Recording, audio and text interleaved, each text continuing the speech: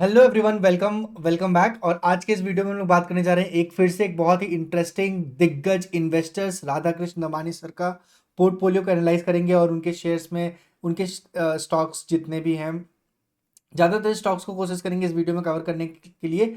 और इससे हमें एक समझ में आएगा कि कैसे पोर्टफोलियो को डाइवर्सिफाइड रख सकते हैं। पोर्टफोलियो को डाइवर्सिफाइड रखना काफ़ी ज़्यादा ज़रूरी है। ओवर डाइवर्सिफाइड भी नहीं होना चाहिए पोर्टफोलियो, कभी भी अंडर डाइवर्सिफाइड भी नहीं होना चाहिए। इसका ये मतलब नहीं है कि आप बहुत सारे शेयर्स में छोटे छोटे अमाउंट में इन्वेस्ट कर दें, फिर अगर कोई भी शेयर अच्छा रन दिखाएगा या ग्रोथ दिखाएगा तो उसका एडवांटेज आपको नहीं मिलेगा, या फिर आप सारा का सारा पैसा एक ही स्टॉक में लगा दें। इससे क्या होगा कि अगर मान लीजिए एक वो स्टॉक परफॉर्मेंस नहीं देता है तो आपका भारी नुकसान हो सकता है। तो इन सब चीज़ों को ध्यान में रखते हुए सब बहुत ज़्यादा ज़रूरी है कि हम लोग अपना फोकस डाइवर्सिफाइड पोर्टफोलियो पे रखें, ताकि हमें एक अच्छा डाइवर्सिफाइड पोर्टफोलियो बना सके और वो हम लोग सीख सकते हैं एक अच्छे इन्वेस्टर्स जो ऑलरेडी गुरु रहे हैं, जो बहुत अच्छा उनका डाइवर्सिफाइड पोर्टफोलियो ऑलरेडी अवेलेबल है ओवर द नेट। तो आप देख के समझ सकते हैं कि कैसे वो लोग अपने शेयर्स को पिक करते हैं। इसीलिए इस सीरीज का थर्ड ये वीडियो है, ये राधा कृष्ण दमानी सर का है। और चलिए स्टार्ट करते हैं बिना किसी देरी के। अगर आप देखेंगे तो सबसे पहले अगर आपको यहाँ पे ग्रोथ दिखा दें हम, तो यहाँ पे सबसे पहले दो दो चेंजेस है, दो बड़े चेंजेस है, वो आप देख लीजिए। इस दो बड़े चेंजेस में क्या है कि यहाँ पे पहला जो स्टेक जिसको डिक्रीज किया गया है वो भी यहाँ पे दिखता है, ब्लू डॉट एक्सप्रेस लिमिटेड। और यहाँ पे जो इंक्रीज किया गया है वो वीएसटी इंडस्ट्री लिमिटेड। पर आप इस शेयर का ग्रोथ अगर देखेंगे ना तो आपको ग्रोथ दिखेगा, बहुत फिनोमिनल ग्रोथ था। कोविड के पहले भी ये शेयर 2,32,000 करोड़ के आसपास का ये ग्रोथ था, उसके बाद डाउन रहा, फिर से वो ऊपर हो गया। तो आप देखेंगे कि कोविड वाले के बाद वाली रैली नहीं है, ये रैली बिल्कुल मेंटेन्ड है। ये रैली 2016 से मेंटेन है। 2016 में ऐसा क्या हुआ था राधा कृष्ण दमानी सर के साथ कि जिसके बाद उनका पोर्टफोलियो रुकने का नाम ही नहीं लिया और रफ्तार रॉकेट की रफ्तार से भागते चला गया, और आज के डेट में 2.5 लाख करोड़ का मार्केट कैपिटल है। ये सब हम लोग बात करेंगे इसी वीडियो में बिना किसी देरी के। चलिए स्टार्ट करते हैं। सबसे पहले हम इसको बता दें इसका रीजन क्या है, ये इतना बड़ा स्पाइक का रीजन क्या है। आप देखेंगे 2016 में इनका नेटवर्थ था 2,08,000 करोड़, 2,800 करोड़ के आसपास, मतलब 2,800 करोड़ के आसपास। और वहीं पे डायरेक्टली वो रैली होते होते बहुत बढ़ गया। ये रीजन है एक्सप्रेस एवेन्यू का। बेसिकली ये D mart Avenue super mart, ये डी मार्ट करके जो, और आप देखते हैं जितने भी स्टोर्स अवेलेबल हैं, डी मार्ट इनका खुद का ऑर्गेनाइजेशन है। और उसमें ये एक बहुत बड़ा सा कैपिटल इन्वेस्ट करके और बहुत अच्छा स्टेक को होल्ड करके रखे हैं। अगर आप देखेंगे यहाँ पे जाके, आप प्रमोटर्स में जाके देखेंगे ना, तो यहाँ पे आपको दिखेगा बहुत क्लियरली राधा कृष्ण दवानी सर का नाम। और यहाँ पे आपको दिखेगा कि 34% का स्टेक उनके पास था, और उन्होंने अपना स्टेक को थोड़ा सा डाइल्यूट किया है। अगर आप यहाँ पे देखें, ये देखिए, ये जो जो टॉप नॉश इस पर्टिकुलर डी मार्ट के कंपनी में जो सबसे बड़े बड़े प्रमोटर्स हैं, उनका यहाँ पे स्टेक दिख रहा है, जिसमें राधा कृष्ण दमानी सर का सबसे बड़ा स्टेक था जो कि 34.30 के आसपास था। वो स्टेक अभी थोड़ा सा रिड्यूस होकर 23.03 के आसपास हो गया हो, maybe because of his personal decision और because of his own strategy. पर आपको ये समझना चाहिए कि ये एक उनकी खुद की कंपनी है, और उन्होंने 34% स्टेक रखने के बाद बाकी सारे स्टेक को डाइल्यूट कर दिया, ताकि कंपनी का एक्सपेंशन बहुत अच्छे तरीके से हो सके और उनको फंड मिल सके, ताकि वो अपने जो भी विजन है उसको फुलफिल कर सके। तो वो ये उनकी खुद की कंपनी है। और उसमें अगर आप मार्केट कैपिटल देखेंगे ना तो 3,21,000 करोड़ का मार्केट कैपिटल है। पी रेशियो अभी भी 121 का है। 4,944 के आसपास का करंट प्राइस चल रहा है, जो अपने ऑल टाइम हाई से थोड़ा सा डाउन है। फेस वैल्यू 10 का है और ROE 14, ROC जो है 19 का है। पर मार्केट कैपिटल 3.5 लाख करोड़ का हो गया है। इसका ये मतलब है कि थोड़ा सा सैचुरेशन इस शेयर में है। ये शेयर बिल्कुल भी डेप्ट फ्री है। इसका बिजनेस फंडामेंटल इतना स्ट्रांग है ना कि अगर आप समझ लीजिए कि जो चेन बना है इंडिया में, मैन्युफैक्चरर, डिस्ट्रीब्यूटर, होलसेलर, उसके बाद रिटेलर और फिर जाता है कस्टमर को, ये कंप्लीट चेन को ब्रेक किया था डीमार्ट ने। डायरेक्टली मैन्युफैक्चरर से प्रोडक्ट उठाते थे और उसे कस्टमर तक पहुंचाते थे, जिसके कारण एक ह्यूज अमाउंट ऑफ प्रॉफिट इनके पास बच जाता था, चंक ऑफ प्रॉफिट बच जाता था। और बहुत ही प्रॉफिटेबल बिजनेस है ये, एक आउटलेट में बहुत बढ़िया सा लिस्टिंग करके। और इवन जो मैन्युफैक्चरर्स होते हैं, जो ब्रांड होते हैं, वो भी इन्हें पे करते हैं just because they can keep their product in the first self. ठीक है, तो वो बहुत इसके बारे में बिल्कुल हम डेफिनेटली एक सेपरेट वीडियो लेके आएंगे डीमार्ट के बारे में। डीमार्ट का अगर आपको सेपरेट वीडियो चाहिए तो कमेंट सेक्शन में ज़रूर बोलिए।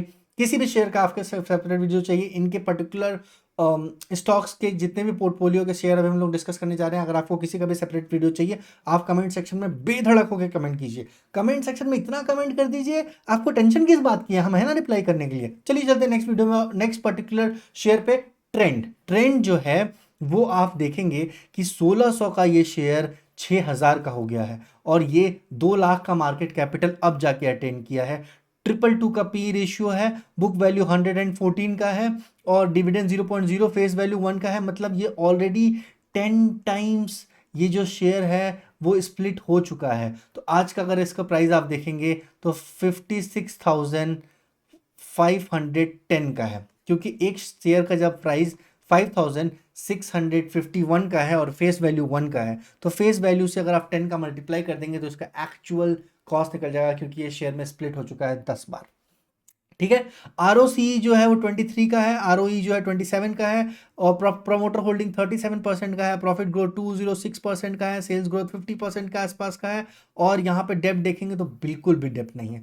अब आ जाते हैं सबसे पहले और सबसे इंटरेस्टिंग बात पे, इसके प्रमोटर होल्डिंग पे।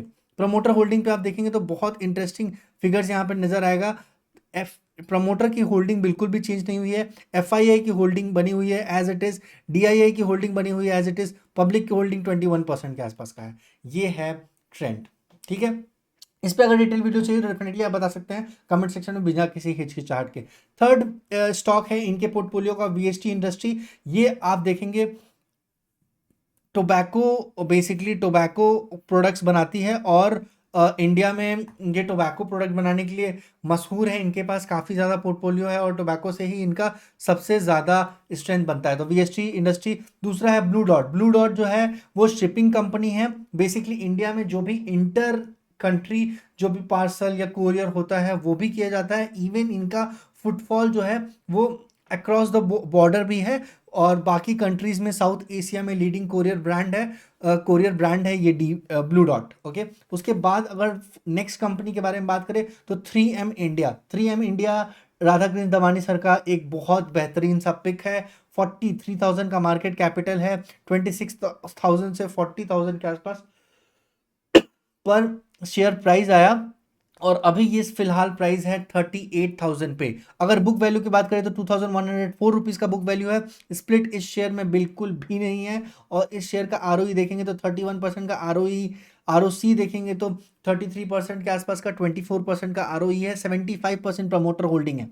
ठीक है, अब नेक्स्ट शेयर पे चलते हैं, अडवाणी होटल एंड रिसॉर्ट। ये अगर आप देखेंगे तो हॉस्पिटैलिटी डिपार्टमेंट का ये पर्टिकुलर शेयर है। तो आप देख सकते हैं किस हिसाब से इस पर्टिकुलर पोर्टफोलियो को डाइवर्सिफाइड रखा गया है। हर इंडस्ट्री से टॉप नॉच के शेयर्स को पिक किया गया है और उसके बाद रखा गया है। तो ऐसे ही स्टार इन्वेस्टर्स के इन्वेस्टिंग के जो क्रंच है, जो बेसिकली उनके पीछे, उनके पोर्टफोलियो के पीछे जो कंप्लीट मोटो है, उसको समझने की कोशिश कीजिए। और अगर आपको लगता है कि आपका खुद का भी पोर्टफोलियो एनालाइज होना चाहिए, अगर आपको लगता है कि आपका खुद का पोर्टफोलियो है, अगर आपको एनालाइज करवाना है, तो आप कमेंट सेक्शन में दिए हुए, या अगर आप डिस्क्रिप्शन में देखेंगे एक ईमेल मेंशन है bazarscoop@gmail.com, आप उस पर मेल कीजिए, हम डेफिनेटली आपके पोर्टफोलियो को चेक करके आप पे रिवर्ट करेंगे।